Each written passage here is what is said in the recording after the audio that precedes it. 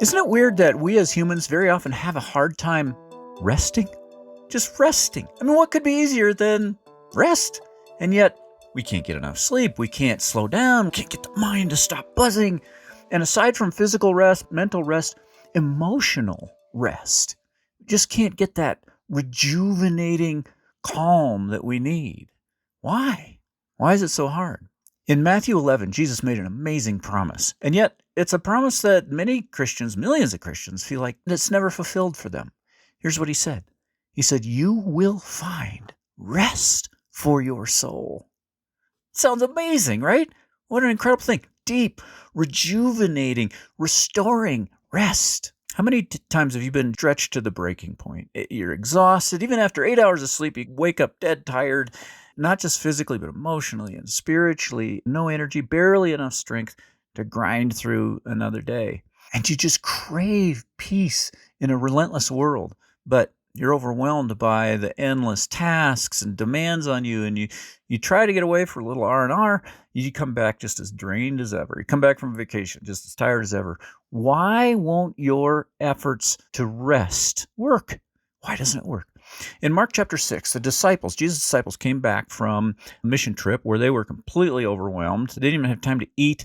So many demands on them. And Jesus took them away to a quiet place to get some rest. And when he did that, he taught a very profound lesson about rest that can really help you.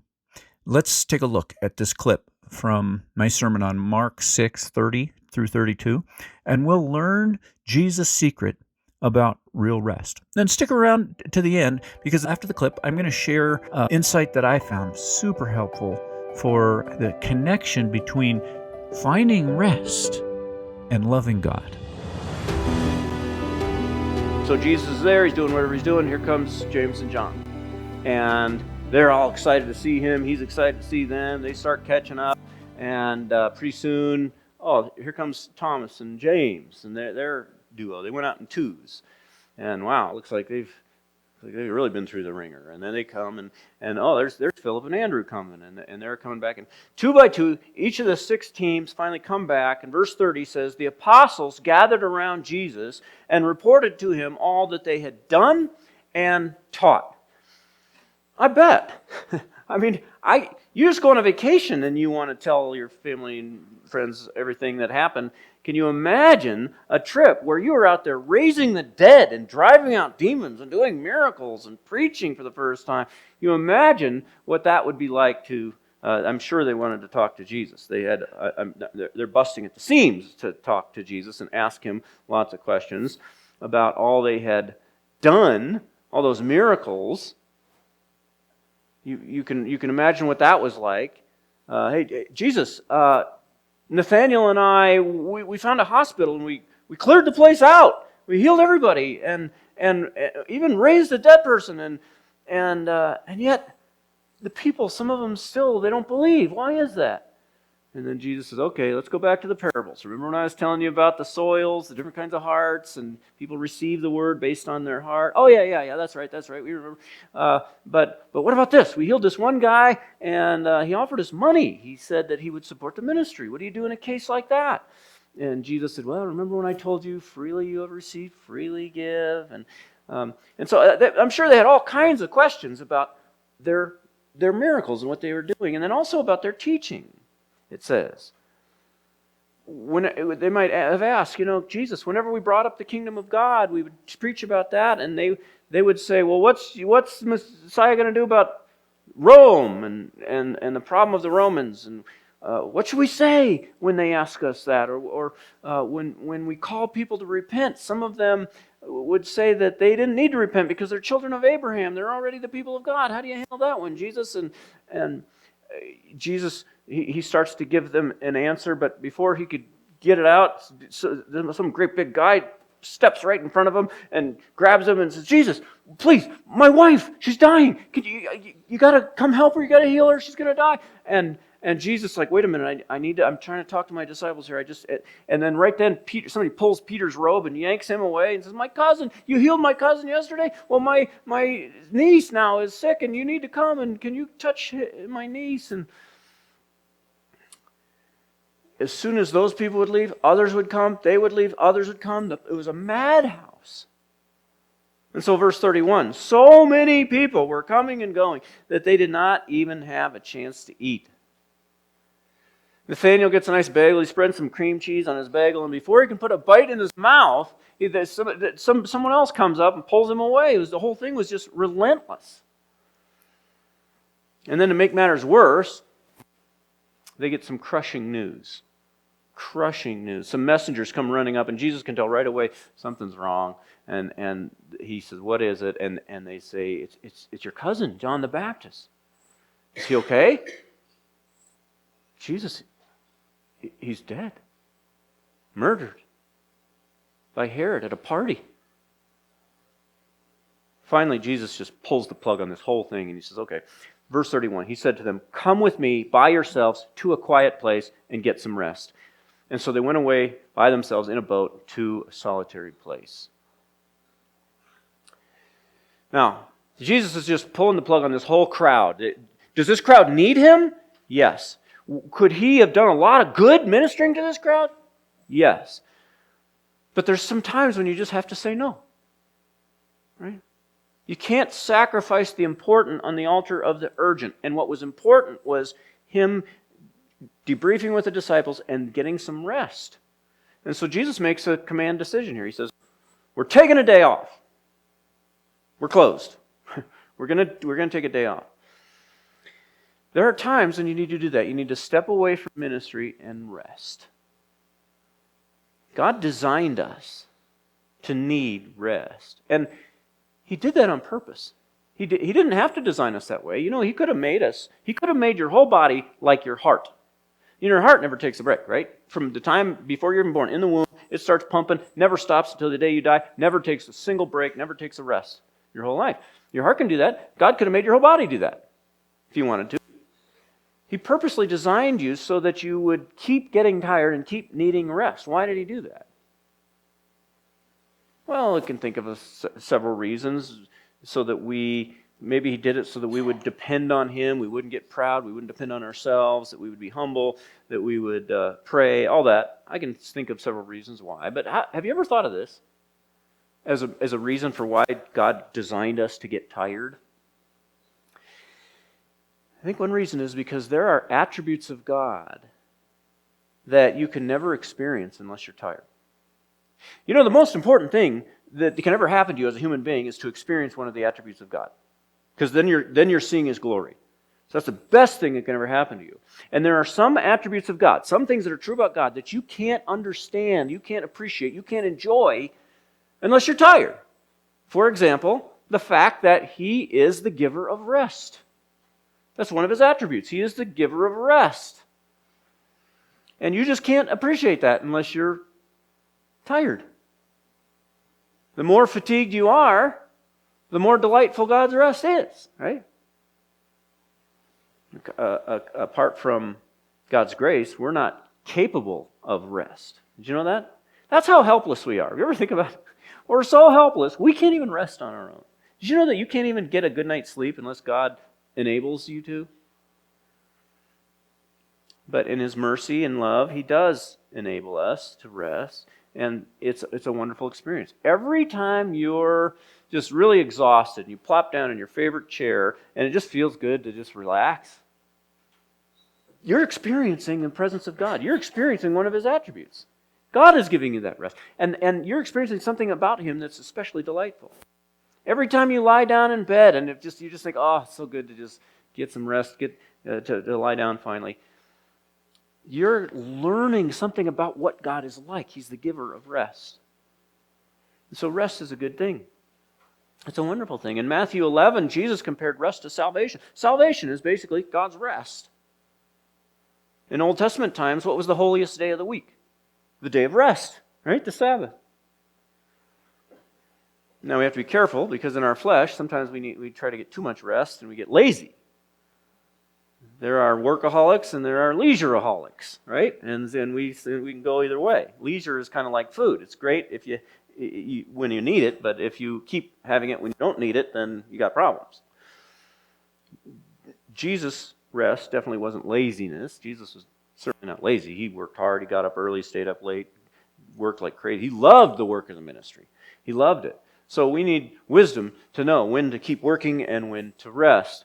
But there are times when the most Christ-like thing you can do is take a nap. So we know that we need rest from God. But the big question is, how do you get rest? What should you do when you're worn out, when you're burned out, and you just need rejuvenation? How do you get it? How do you get recharged? Entertainment? What did Jesus do? He didn't go to entertainment, right? We never have any record that Jesus used entertainment for rest. What did he do? He always went off to an isolated place alone to be with the Father, to spend time with the Father in prayer. And that's an important example for us because so often when we get tired and we want to recharge our batteries, what do? We sit down in front of the TV, or we take in some inane drivel from online, or we watch a movie, or one way or another we expose ourselves to the world. That's not rest. Physically it is. Mentally it is, because you don't have to use your brain watching TV, right? But spiritually it's not rest. It's warfare. Remember, when you subject yourselves to TV or movies or anything like that, those things are designed by Satan to influence you, to make God seem less real, and to make spiritual truths seem less attractive, and to make sin seem more attractive. And so you got to fight that. Is it possible to watch TV or watch a movie and not be harmed because you got your spiritual armor on and all that? Yeah, you can do that, but that's, if you're alert, if you got your armor on, if you're fighting against those worldly influences, then yeah, you can do okay. But who in his right mind would do that for rest? That's not how you don't go. No soldier says, man, I'm exhausted. I think I'll go up to the front lines for a little R&R. No, that's not where you rest. No, Jesus went to be alone with the Father when he needed to be recharged. And what does he teach the disciples to do here? Verse 31. He said to them, come with me by yourselves to a quiet place and get some rest. The key there is the come with me part, right? Just getting away from it all isn't going to give you rest. You got to get away from it all with Jesus. You got to be alone with Christ. That's the only way to rest the weary soul. You can rest your body, you can rest your mind all day long. You don't rest your soul, your spirit, then you're going to get worn out. Your soul will remain exhausted even while your body feels okay. Matthew 11:28. Come to me, all you who are weary and burdened, Jesus said, and I'll give you rest. Take my yoke upon you, and you'll find rest for your souls. He said, come to me, and you'll find rest for your souls. If you're not finding rest for your soul, you're not coming to Jesus. You're not close enough to Jesus. Why is it so rare for us to ever say, man, I am exhausted. I think I'm just going to take my Bible and go be alone with God for a couple hours. Just take a walk or find a creek somewhere, sit and pray, and just be alone with God. It's hard because getting this kind of rest can be actually physically demanding, right? It might cost you some sleep. It might cost you might have to go somewhere. It can be mentally taxing, physically taxing. But physical leisure won't do you any good without spiritual rejuvenation. And you need this to be spiritually rejuvenated. So listen to what Jesus is saying in this passage to his disciples, because he's saying it to you too and to me. Come away with me by yourselves to a deserted place and get some rest. Have you ever given any thought before to that idea of the fact that there are certain attributes of God that you can't experience unless you're tired? Just certain things about God and about the grace you receive from him that only come in those moments when you're exhausted, stretched to the breaking point. Those interactions with God are different from the type you normally have. So fatigue is a good thing. There's something very special about the times when God comes alongside you and rejuvenates you with his grace. Now you might hear that and say, I have no idea what you're even talking about. That never happens to me. Well, remember Jesus' secret to getting rest. Being alone with God, getting away and connecting with God. Back to that Matthew 11 passage. Remember what he said? He said, you will find rest for your souls, but what you have to do in order to get it. What do you have to do? He said, come to me and you will find rest for your soul. Come to me. Now, what does that mean? What kind of coming is that? Because obviously it's not geographical. It's not you come from these coordinates and move southeast to that. It's not spatial movement. It's relational movement. Move closer to Jesus relationally. Draw near to him. You will get rest for your soul when you draw near to him relationally. And you hear that and think, oh, yeah, but who has the energy to draw near to God when I'm exhausted? I mean, reading the Bible, that's hard work. Praying, that's hard mental effort. God says, you'll find me when you seek me with all your heart. Seeking God with all your heart, your soul, your mind, your strength, that takes a lot of strength, a lot of effort. And if I'm so tired and exhausted, I don't have the strength to do it. And not only that, but if I do summon the strength and I open my Bible and I read it, what about those times when I read my Bible and I pray and I don't feel any rest at all? What's the secret to getting that deep soul rest? Well, think about this. How do you draw near to a person other than God, someone besides God? What does it mean to draw near to a person, to really connect with them? Doesn't it happen when they express love to you and you receive it?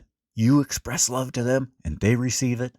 They give some gesture and you see it for what it is and enjoy it. You give a gesture back, they enjoy it. Though that's what it means to connect relationally with someone in a love relationship. And that's what Jesus is calling you to do when he says, come to me. It has to do with enjoying God's love. Think about this. How many times do you think God will express his love to you today? Over the next 24 hours, how many times, how many gestures of love will God give you over the next day? Jesus said the sun rising on someone is a gesture of God's love. He said that in Matthew 6. That's one way he expresses his love. By just letting the sun rise on you. What are the chances the sun's going to rise on you tomorrow? It's going to happen, right? That's one. Truth is, you couldn't even count all the gestures of God's love for you in a given day. There's so many of them. And there's big ones and there's small ones. It could be anything. The sun rising on you in the morning, breath of fresh air, a tree that you see that's just a really beautiful tree and you're able to appreciate it in the moment, or a cookie that hits the spot, or a smartwatch, or paved roads so you don't have to travel across a bumpy prairie in a covered wagon, or AC, or ice in your drink. Ice. If you don't appreciate ice in your drink, I traveled to Europe one time. I was traveling with a music group for a while, and each night we stayed in a different host home. And one night I stayed with this family. It was an American family. They were a missionary family, and they had done something like what I was doing. And they said, you know what? We want you to just relax. We know that you're not supposed to complain about anything, but you can just feel like you're at home here. So tell us, what is the hardest thing for you about being here in Europe? And what is it that you miss the most at home? And so I said, oh, that's easy. Ice.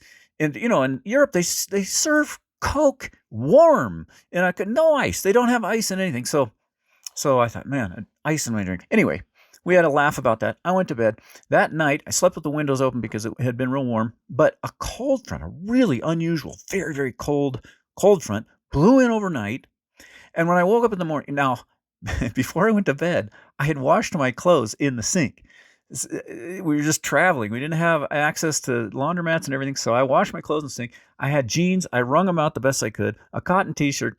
I hung them to dry, but you know how jeans are. They take days to dry. So anyway, this cold front comes in. I wake up in the morning. I'm freezing. I'm shivering. I practically got hypothermia. To save my life, I can't warm up. I put these jeans on. They're like frozen, and this freezing cold wet cotton T-shirt. I'm trying to do push-ups and sit-ups and somehow warm up. I cannot warm up.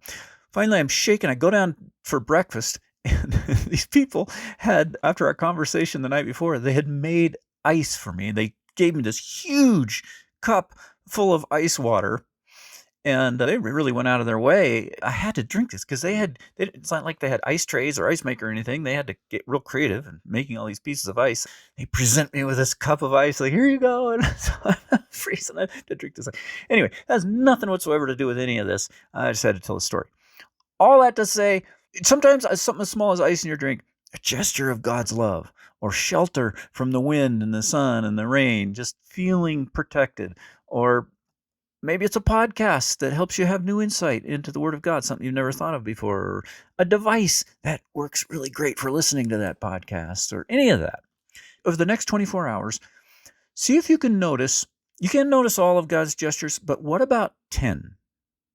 What if you just watch for 10 gestures of God saying, I love you, I love you, and you receive it, you welcome it, you notice it for what it is, and you say, I love you too, God. That's what it means to come to Christ. You do that, and that's when you'll get that rejuvenating rest. The more you do that, the more of that rest you get. That's what Jesus promised. So, over the next 24 hours, pick out 10 times that you're going to recognize and enjoy God's gestures of love. And looking back in time, what are the last 1 or 2 gestures of God's love, the last 1 or 2 gifts that God gave you, that he also gave you the ability to enjoy? So sometimes God gives a gift, but you don't get the ability to enjoy it. And you know what that's like. Sometimes you can't enjoy anything. You get really depressed or something like that. So the gift of enjoyment is an extra gift. So what are the last couple of times when God not only gave you a gift, but he just enabled you to really appreciate it and to see the beauty of it and to really like it and enjoy it? Last 1 or 2 of those. Okay, you got them in your mind? You know what you're thinking of? Write it down. Jot it in the comments. And the reason I'd like you to do this, I have 3 reasons why I think this would be a good idea for you to put it in the comments. First, it'll help you. It'll help you remember. You know how it is. You type something out, you write it out, that uses a different part of your brain than just thinking of it. If you just think of a concept and then move on with your day, it's not going to stick. But if you write it out, it's a much greater chance that you'll remember it. So what are the last couple things that God enabled you to enjoy? Put them in the comments for your benefit. Second reason is for God's glory. This is a way to publicly worship God. Make this an act of worship. You can publicly declare, God, you did this for me. You showed me this love. I want everybody to know it. You gave me the ability to enjoy this thing. I want everybody to know that you gave me this gift. So exult in God's love publicly. Praise his name. That's what praise is all about, public praise. Such an important thing for glorifying God. So put in the comments for your sake, for God's glory, and then for a third reason, for other people's sake. Because when other people are watching this video and they look at the comments and they see this thing that you were able to enjoy and especially appreciate, that might get some gears turned. They might say, wow, I never even thought of that as a gift from God, as a gesture of God's love. That happened to me too. Or maybe it'll get them to think about some other thing that happened to them that was a gesture of God's love. And then their worship will expand and accelerate and multiply because of you. Okay, so that's just the first segment of this sermon. We're not done with this sermon, so tune in next Monday. If you want to make sure you don't miss one, then subscribe, hit that alarm bell so that you'll get alerted when the next one drops. Until then, the Lord bless you and keep you. The Lord make his face to shine upon you and give you peace. Thank you for listening.